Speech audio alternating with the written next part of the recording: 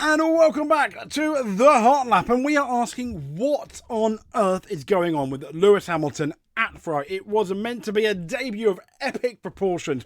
He was meant to be getting podiums, challenging, at least in the races, Charles Leclerc. But, I'm not saying the mighty have fallen, because I think Hamilton is still mighty. Remember, he won that sprint race. But what on earth is going on for, statistically, the greatest driver in Formula One?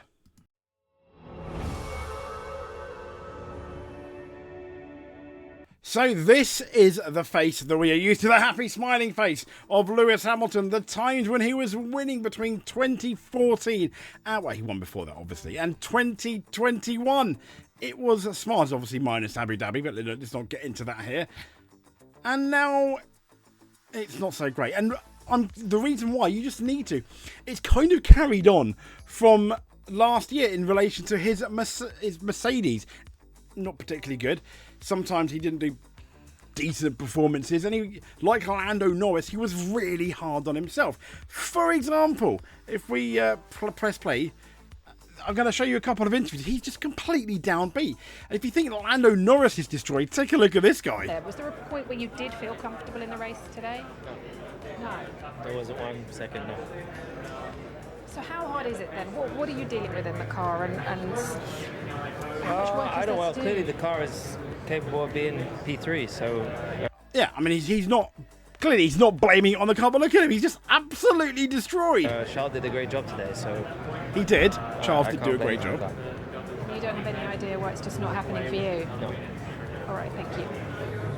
Towards the end. I mean, either he has an idea or he doesn't. Surely he's got more of an idea than he lets on.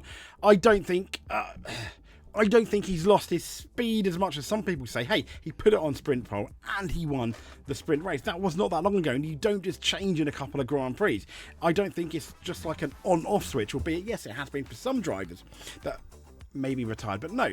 And he still, he still finishes in the points. And this is another interview where, once again, he just seems so destroyed. Race where you started it and you were closing in on the Mercedes in the closing stages, but it looked like maybe the pace was just lacking there. What was the difference, do you think, between maybe getting a few more positions today?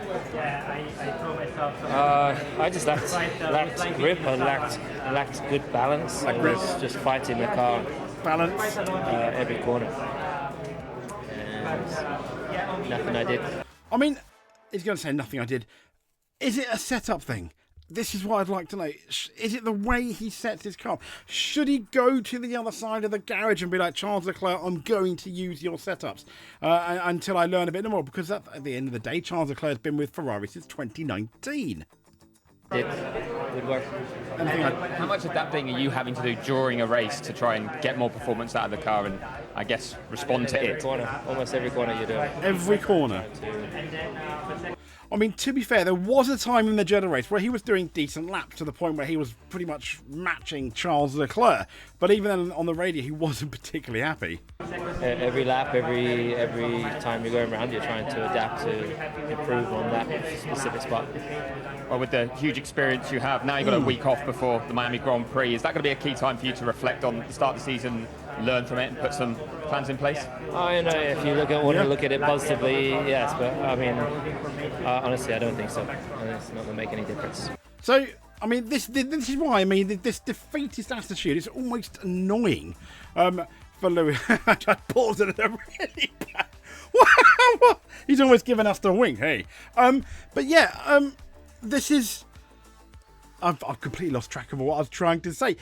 It's quite annoying just seeing this defeatist attitude, especially right at the end, Honestly, I don't think so. It's not going to make any difference. Look at it positively. I mean, the interviewer asked about Miami a couple of weeks. Can he do anything? There were rumours about him going to... back to Maranello, for example, doing the simulator, trying to learn what was wrong with the car. But, he's got 2 weeks to try and sort something out, and this is his answer. Yes, but I mean, honestly, I don't think so. It's not going to make any difference. You finished today's not going to make any difference, and that's really frustrating. Even for all his steadfast millions of supporters, followers, fans, etc. The millions of Ferrari fans all of Italy. You don't want to be hearing that. I mean, maybe he's just being very matter-of-fact and being honest, but I don't like that Hamilton. And this is probably why, when you look at the stats, this is probably why he's really, really downbeat / upset. Kevin Herman on Twitter, tough start for Hamilton at Ferrari. Here are some numbers. On average, he's 0.28 of a second slower than Leclerc in quali. But here's the big one, because I thought he was going to be a lot faster than Leclerc in the race.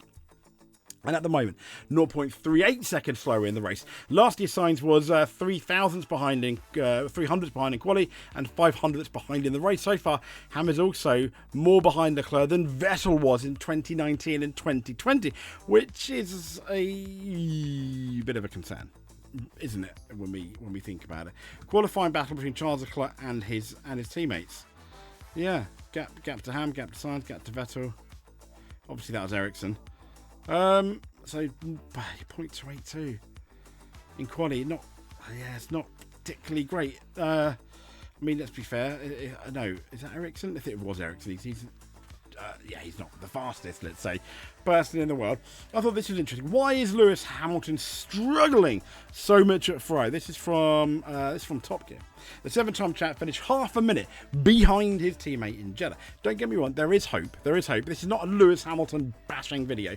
They're saying it wasn't in the script. 5 races into his fairy tale move to Ferrari, Hamilton's season is much like his rear tyres, sliding towards, I wouldn't say nightmare status, but it is after another poor result. Obviously, to this Top Gear guy's absolutely milking it for all it's worth. But he said finished P7, 30 seconds behind teammate Charles Leclerc. Can't hide that, can you? Who piloted the other Ferrari to the podium, having been half a second off in Q3 and out qualified by the chap he replaced. In a Williams. Awkward. Yeah. But has Sainz won a sprint race? And has Leclerc won a sprint race? No. Has Ferrari won a sprint race? Not before Lewis was there. Anyway, Lewis looked despondent after the race, telling Sky Sports there wasn't 1 second where he felt comfortable. Clearly the car's capable of being P3, as we've heard in the interview. Charles did a great job today, so I can't blame it on the car. And he said, any ideas why things weren't clicking? No. End of interview. Yeah, that is kind of like awkward. And even it says here, concerning Lewis Hamilton data trait covered in Mercedes hangover. Hamilton upsets the Ferrari everywhere in high-speed corners, which is a trait which has followed him from Mercedes. At least that's the conclusion of F1 pundit Alex Brundle. When you're going to get into that, I mean, it talks about his mixed start, painful, yet to finish a Grand Prix ahead of Leclerc. But while appearing, and this is what we want, on the F1 Nations podcast, Alex Brundle revealed what a dig through the data tells him about Hamilton and where Charles is making the difference. And this is quite important. So where is Charles Leclerc making that difference? Well, he's talked about moving the car towards him, and he's talked about moving himself towards the car. Brundle began on Hamilton. He said, I look at the data from Lewis every weekend, and the trait is the same, he says. So he goes into the high-speed corners, he hits a little bit more brake pressure than Leclerc. Hamilton ledged on the brakes, and you can draw a line directly up the wheel speed graph to the steering trace, and the brake aligned perfectly with a tiny little bit of movement. So he just upsets the Ferrari like everywhere, and Leclerc is Mr. Measured on the brakes. I saw the data with Lewis having a bit of a problem with the same thing at Mercedes. Now, in the past, Lewis Hamilton has made his time on the brakes. He's one of the best guys on those brakes. Late braking, super late, super hard, makes him super fast. But maybe the Ferrari and these ground effect cars don't like that, and I think that's what he's kind of getting to. And even it says here, La Gazzetta Ferrari, it says Hamilton is still struggling to adapt to the SF25 due to an unstable rear end. That's all we heard at Mercedes last year. Leclerc delivered strong racing clean air, whereas Hamilton remains in search of the ideal setup. As the car's characteristics suit Leclerc better, yeah, they do, don't they? Sadly.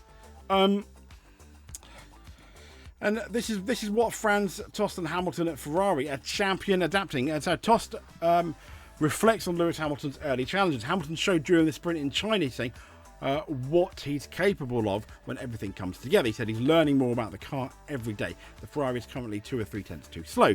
Now, on speaking about the problems, he said, why should he hide it? It shows how complex Formula 1 has become. Even cites Hamilton's predecessor at Ferrari is having problems with the Williams because he's used to the Ferrari engine. He says the Mercedes engine in the Williams has a completely different character, especially in terms of rev range. That all takes time, especially when it comes down to hundredths of a second. He says Leclerc knows the team and his his age is an advantage. If Hamilton wins the duel, Leclerc loses standing without devaluing Hamilton. Leclerc knows the team better and the age difference plays in his favour. You must never lose. But he keeps talking about the age differences there. That's why Leclerc has to win. Yeah, and I guess he does, because if Hamilton beats Leclerc, Leclerc is Ferrari's golden boy. Now, food for thought. It says this Hamilton Insights on Twitter. Obviously, yeah, it's going to be slightly biased towards Hamilton, but it does have really interesting points. And he's talking about when Hamilton announced he would be joining Ferrari for the 25th season, the entire paddock held its breath. You could feel the shift across the paddock 12 years after he'd left McLaren for an unproven, let's be fair, everyone agreed, Mercedes project. Hamilton once again took the leap of faith, but this time he said he wasn't the rising star. He was a legend walking into the most mythologized, mythic team in Formula One history. A team starred of titles and desperate for a resurgence. The symbolism was immense, so were the expectations. And he said, just like in 2013, the myth had to wait because the first reality check came not from the headlines, but the car's limitations. The FS25 isn't slow, he's saying, but it's temperamental. Aerodynamic instability. It does have a narrow setup window, which, yeah, I kind of agree. And unpredictable behaviour on track made it a challenge, even for Leclerc, who at times hasn't hidden his frustrations. And he's saying Lewis Hamilton, for the part, has been brutally honest. He's far from satisfied with his own performance, we can clearly see that in the interviews, but true to his reputation, his work ethic is impeccable. There were no excuses, and that's to be fair to Hamilton. No, he doesn't make excuses. Now, after 5 Grand Prix, the results paint a picture of resilience. As we know, he's scored in 4 out of 5 races. He got disqualified for 1. Sprint pole and a sprint win in China reminded the world the edge is still there, even if the main race didn't count. No forced errors.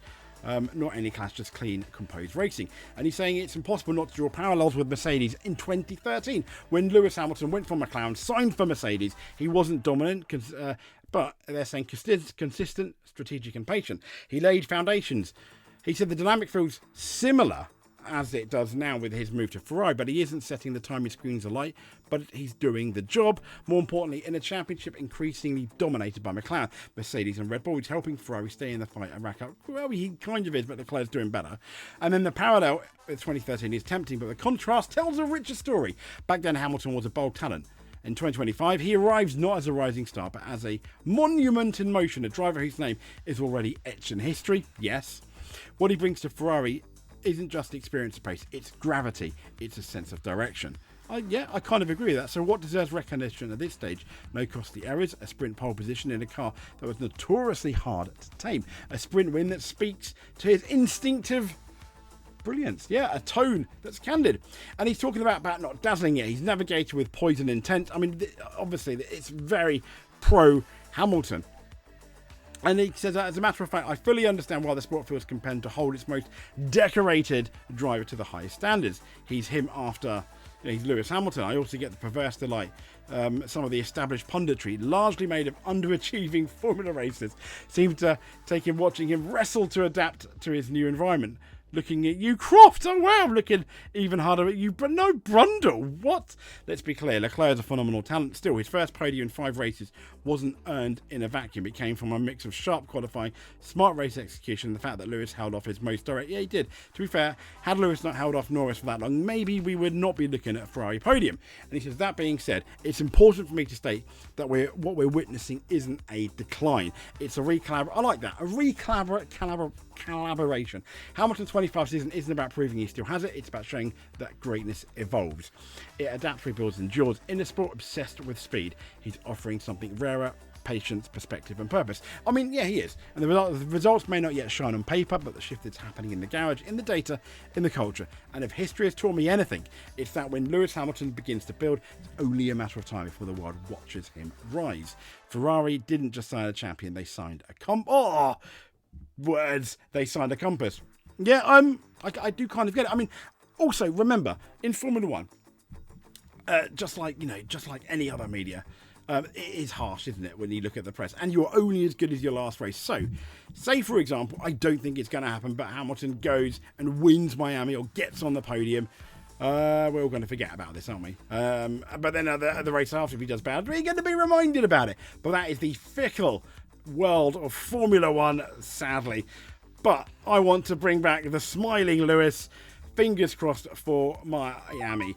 If you are not subscribed, though, please give us a subscribe. That will no doubt give me a massive smile. And until then, think about commenting below. What do you think about Lewis? And also, I reply to I try and reply to every comment that's made. It might take me a day or two, but I really do. But until then, until then, we'll speak to you soon. Thank you for watching, and above all else, stay safe.